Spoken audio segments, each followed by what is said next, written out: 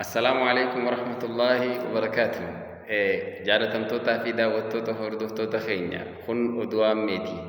Guyyaa har'aan tanaa gareen kubbaa miilaa Itoophiyaa gita isaa Masri wajjin taphata isaa gaggeessaa tureen biyya Masriitiin mo'amee jira.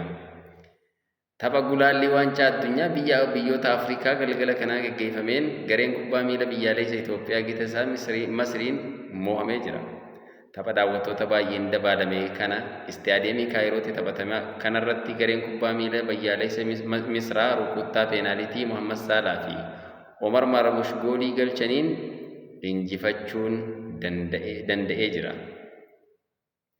Boqonnaan dura tapha ittisaa irratti xiyyeeffatee taphachaa kan ture gareen kubbaa miilaa biyyaalessa Itoophiyaa boqonnaa irratti erga Habtaamuu Takastee Heydar Sharafaatiin jijjiiruudhaan gara dirree erga deebi'een booda haala boqonnaa duraarra fooyya'aa taheen kubbaa to'achuudhaan taphatanis goolii galchuu hin dandeenye.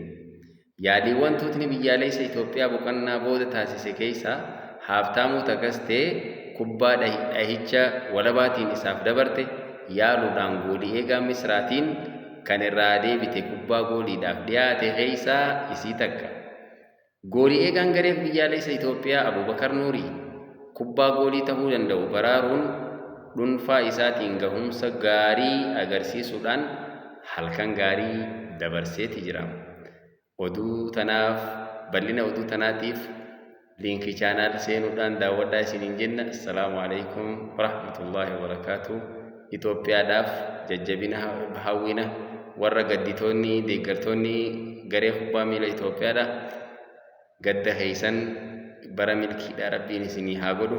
Waggaa dhufu waqtii injifattan rabbiin isiniif haa taasisu. Akka kubbaan nu mootetti gara biraatiin akka mo'amneef akka jabaannuuf jajjabaadhaa isiniin jenna.